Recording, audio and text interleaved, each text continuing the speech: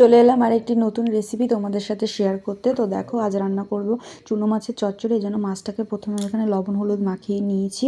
আর এবার আমি সবজিটা কেটে নিয়েছি। এখানে আলু, বেগুন, মূলো, শিম, পুরো সবজিটা এখানে আমি কেটে নিয়েছি দেখো। আর নিয়েছি কুচনো পেঁয়াজ আর লঙ্কা চিড়ে নিয়েছি এখানে আমি।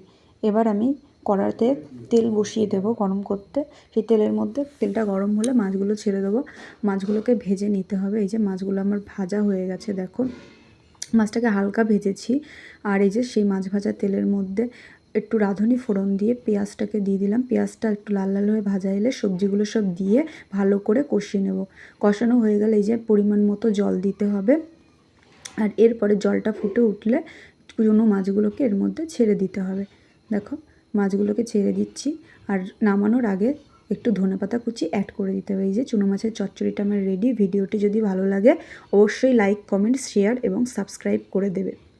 আর হ্যাঁ, অবশ্যই তোমরা আমাকে জানিও কেমন হয়েছে।